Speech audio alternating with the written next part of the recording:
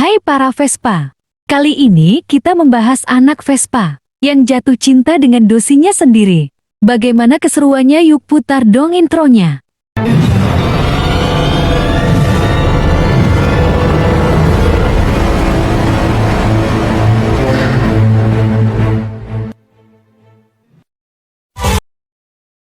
Pria ini bernama Tono. Dia adalah seorang karyawan supermarket di Amerika Serikat.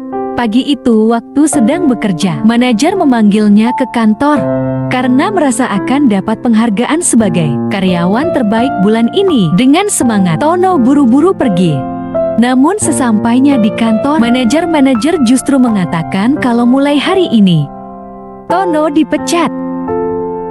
Manajer menjelaskan, kinerja Tono memang sangat bagus, tapi sayang, para petinggi perusahaan telah membuat kebijakan baru, yaitu seluruh karyawan di sini wajib memiliki gelar sarjana. Manajer minta maaf, dia terpaksa harus memecat karena Tono hanya lulusan sama. Tono pun mencoba meyakinkan, meski nggak kuliah, tapi dia punya pengalaman, pernah jadi chef di kapal militer selama 20 tahun. Lagi pula selama 10 tahun bekerja di Silia juga selalu dapat penghargaan karyawan terbaik. Sayangnya apapun pembelaan Tono, aturan tetaplah aturan. Manajer tetap harus memecatnya. Dengan sedih dan kecewa, Tono akhirnya pulang. Malamnya di rumah, Tono galau, memikirkan bagaimana caranya membayar cicilan rumah. Besoknya, karena tak mau menganggur lama-lama, Tono langsung menanyakan lowongan kerja ke teman-temannya. Ia juga melamar ke toko-toko sekitar rumahnya. Namun tak ada yang mau menerima dengan alasan yang sama, yaitu Tono tak punya gelar sarjana. Yeah.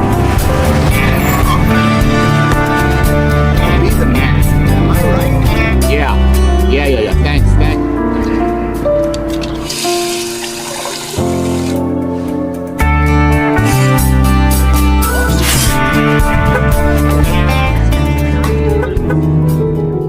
Dengan putus asa, Tono lalu pergi ke bank, kemudian meminta keringanan untuk menunda pembayaran cicilan rumahnya.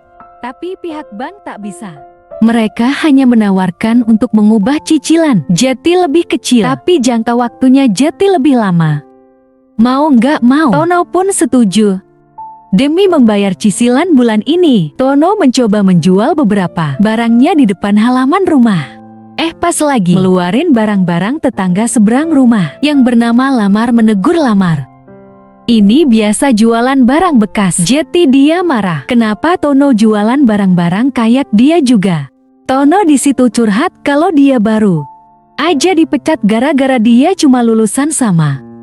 Mendengar itu, Lamar merasa bersalah. Dia prihatin dengan keadaan Tono. Apalagi beberapa bulan lalu, Tono juga baru aja bercerai. Di tengah obrolan, Lamar dapat ide, gimana kalau Tono kuliah aja? Dengan begitu, setelah lulus nanti, dia bisa melamar di tempat kerjanya yang dulu lagi, atau bahkan bisa dapat pekerjaan yang jauh lebih baik. Mendengar saran itu, dalam hati Tono berkata, "Iya juga ya." Besoknya Tono pun mencoba mendaftar kuliah. Saat sedang melihat-lihat jurusan, petinggi kampus menyapa, lalu merekomendasikan agar Tono masuk jurusan bisnis. Dia memberitahu bahwa kelas bisnis pasti akan mengubah hidupnya. Sesuai saran petinggi kampus itu, Tono akhirnya mendaftar jurusan bisnis. Sepulang dari sana di pom, pas lagi ngisi bensin, Tono baru sadar, ternyata harga bensin motor lebih murah dari bensin mobil. Jadi, dia memutuskan membeli motor Vespa bekas milik Lemari untuk menghemat biaya transportasi selama menganggur. Dan keesokan harinya, hari pertama Tono kuliah pun dimulai. Di parkiran kampus, Tono bertemu mahasiswi muda bernama Thalia. Thalia ini adalah anggota klub motor Vespa. Melihat Tono naik Vespa juga, Thalia lalu mengajak bergabung dengan klub motornya.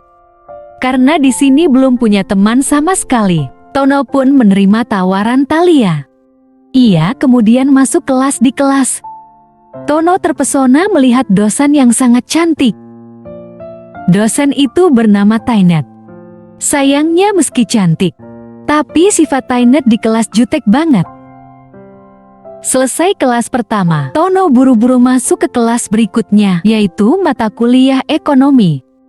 Ternyata Thalia juga mengambil kelas yang sama. Meski profesornya membosankan, tapi Tono tetap memperhatikan penjelasan profesor dengan sungguh-sungguh. Sepulang kuliah, Thalia mengajak Tono bertemu teman-teman klub motor Vespa. Ia juga mengenalkan ke pacarnya, sekaligus ketua klub motor yang bernama Den. Setelah saling berkenalan, mereka semua lalu konvoy keliling kota. Sorenya Tono mengajak para anggota klub makan di restoran tempat temannya bekerja.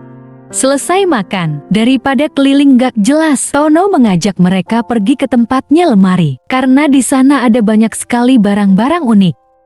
Ketika sampai di tempat limer, para anggota klub pun langsung sibuk belanja, sementara Tono pulang ke rumah. Saat Tono sedang belajar untuk kuliah besok, mendadak Thalia nyelonong masuk. Melihat kondisi rumah yang berantakan, Thalia inisiatif mengajak para anggota klub membantu membereskan semua barang-barang Tono. Ia juga meminta salah satu anggota klub yang seorang penata rias untuk mengubah penampilan Tono agar lebih gaul. Setelah semua pulang, sebelum pergi, Dan terlihat sedikit cemburu karena seharian ini Tono terlalu dekat dengan pacarnya. Dan mengingatkan Thalia itu orangnya memang friendly. Jadi Tono jangan baper, apalagi sampai jatuh cinta. Bagaimanapun juga Thalia tetap miliknya. Mendengar ucapan Den, Tono menjelaskan kalau dari awal dia cuma menganggap Thalia teman. Di sisi lain, terlihat pacar Tinit yang bernama Din lagi asik dengerin lagu sambil nonton bokep. Maksud saya nonton konten dewasa. Tak lama kemudian Tinit pulang. Din pun buru-buru nyambut kedatangan Tainet dengan ramah biar nggak ketahuan. Tapi ternyata Tainet udah tahu. Dari dulu Din suka nonton konten dewasa di belakangnya. Nggak cuman itu, Din juga udah lama nganggur, males cari kerja dan numpang hidup di apartemennya. Selama ini Tainet hanya diam karena dia malas bertengkar. Mereka berdua pun berdebat. Din janji, cepat atau lambat dia pasti akan dapat kerjaan, dan meminta Tainet mendukung, bukan malah memojokkannya. Besok paginya, pas berangkat ke kampus di jalan, Tono nggak sengaja papasan sama Tainet yang lagi asik teriak-teriak nyanyi sambil nyetir. Tono pun mencoba menyapa dosen cantik itu. Waktu tahu kalau map GPS mobil Tinit error, Tono langsung bantu benerin. Setelah diperbaiki, mereka berdua lanjut jalan bareng ke kampus. Sesampainya di kelas, Tinit mengajarkan berbagai macam hal tentang ilmu public speaking, mulai dari cara kita memandang saat bicara di depan publik. Ada 3 titik pandangan, yaitu kanan, tengah, dan kiri. If you're looking, get the wrong. Setelah mata kuliah public speaking, Tono lanjut ke kelas ekonomi yang sangat membosankan. Sepulang kuliah, Thalia mengajak Tono main ke gudang koleksi baju-baju bekasnya. Thalia mengatakan kalau penampilan Tono masih terlihat kuno, jadi sebagai sahabat, dia ingin memberikan salah satu baju keren koleksinya. Pas lagi ganti baju, Dan datang melihat mereka berduaan. Terus Tono juga nggak pakai baju, lagi-lagi Dan cemburu. Sore hari Tono makan di restoran temannya. Ketika sedang mengobrol, temannya itu ingat kalau Tono pernah punya pengalaman kerja sebagai chef di kapal militer selama 20 tahun. Ia lalu menawarkan, kenapa Tono nggak coba kerja part-time di restoran ini aja. Mendengar tawaran barusan, dengan senang hati Tono menerima. Ia janji akan mencoba mengatur waktu agar bisa kuliah sambil kerja. Keesokan harinya, pekerjaan Tono sebagai chef pun dimulai. Namun pagi itu karena jadwal kerja bentrok, dia terpaksa harus bolos kelas public speaking.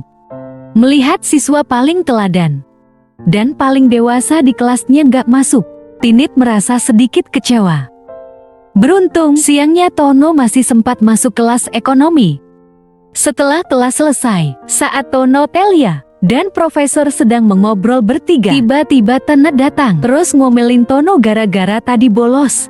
Melihat itu, Thalia bingung, kenapa Tenet memberi perhatian khusus pada Tono.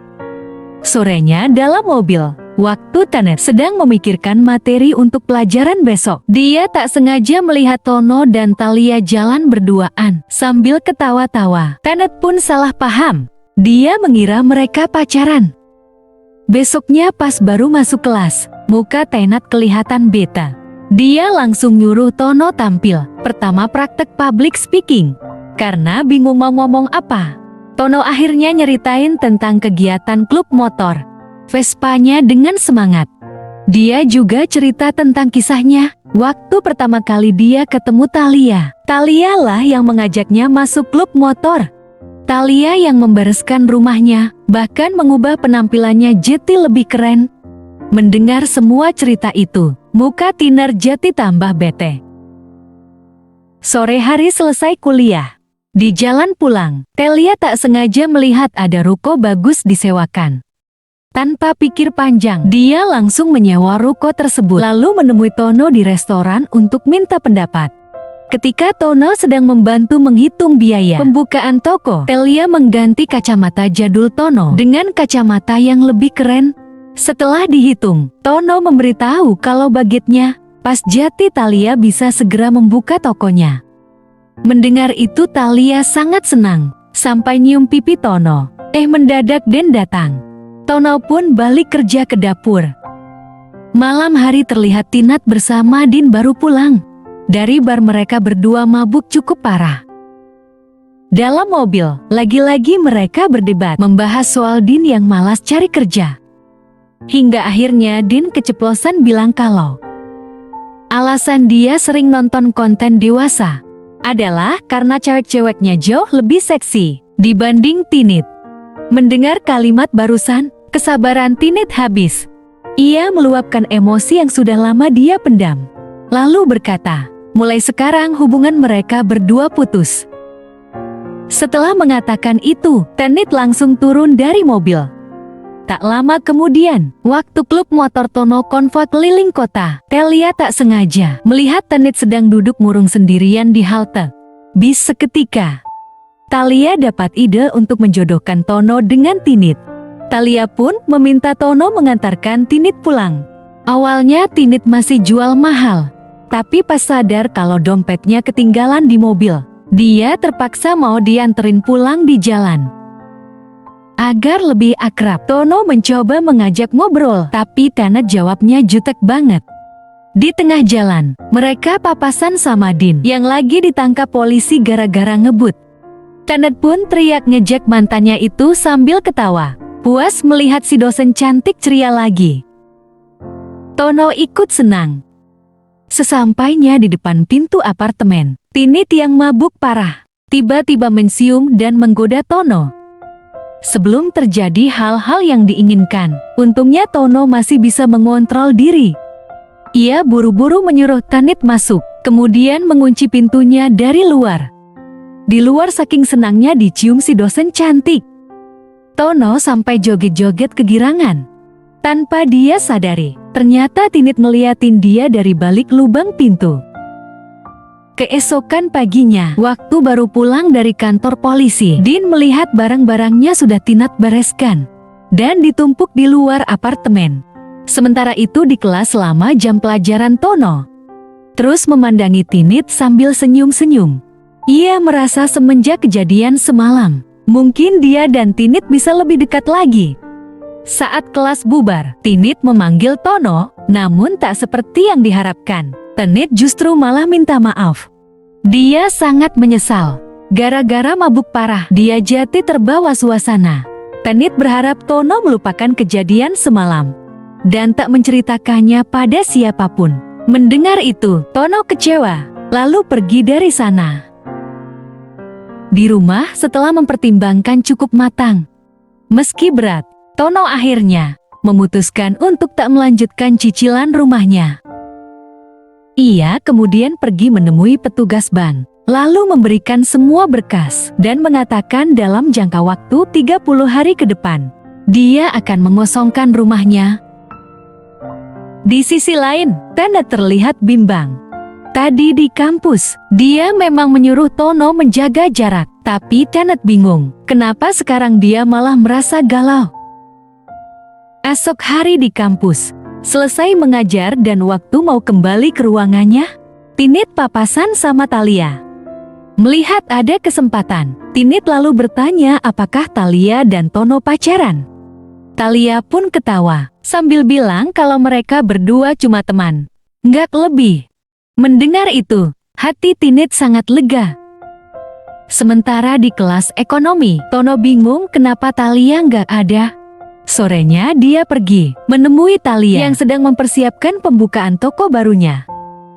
Tono di situ bertanya kenapa Thalia bolos kuliah. Thalia pun memberitahu kalau tadi dia baru aja mengajukan surat keluar. Jadi mulai hari ini dia sudah resmi berhenti kuliah.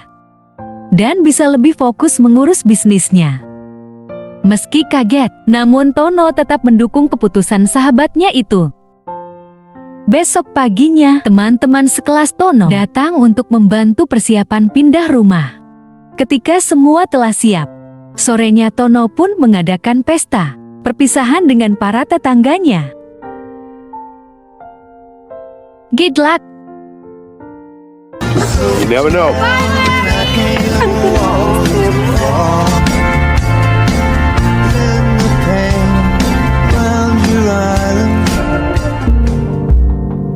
Hari demi hari berlalu, hingga tibalah di semester akhir. Hari itu, seluruh mahasiswa di kelas satu persatu maju ke depan untuk ujian public speaking terakhir. Waktu giliran Tono maju, dengan santai, dia mulai berpidato, cerita tentang pengalamannya selama 20 tahun menjadi koki di kapal militer. Tono bersyukur pernah menjadi koki kapal, karena bisa berpetualang keliling dunia sambil memasak. Setiap kali kapalnya berlabuh ke negara lain, ada banyak kejadian seru yang dia alami. Tono pun menceritakan hal-hal seru itu, hingga membuat semua orang yang mendengarkan jadi ikut terbawa suasana, termasuk Tinap. Siangnya di ujian terakhir kelas ekonomi. Sebagai murid paling teladan, Tono jatuh orang pertama yang berhasil menyelesaikan ujiannya, hingga membuat profesor kagum. Selesai mengajar di rumah, Tenet yang masih terpesona dengan cerita pengalaman hidup Tono tadi, akhirnya memberikan nilai A+. Beberapa bulan kemudian, semester baru pun dimulai. Sayangnya di semester kali ini, Tono tak mengambil mata kuliah Tenet, karena ingin fokus belajar ekonomi. Melihat Tono sudah tak ada di kelasnya lagi, Tenet merasa kesepian. Namun sore hari setelah mengajar, di pintu kantor Tinit, ada selembar kertas bertuliskan alamat apartemen. Tinit yang merasa kertas itu dari Tono pun sangat senang, lalu buru-buru pergi. Ketika sampai, ternyata alamat itu adalah alamat toko Thalia. Melihat Tinit datang, Thalia tersenyum, kemudian memberitahu kalau apartemen baru Tono sekarang berada tepat di samping tokonya. Setelah berbulan-bulan lamanya tak pernah melihat satu sama lain, Tinit dan Tono akhirnya bertemu lagi. Di momen itu, mereka saling tersenyum, tanpa perlu mengungkapkan perasaan. Tinit dan Tono terlihat sudah sama-sama tahu kalau mereka berdua saling jatuh cinta. Dengan bahagia, Tono pun mempersilahkan dosen cantiknya itu masuk.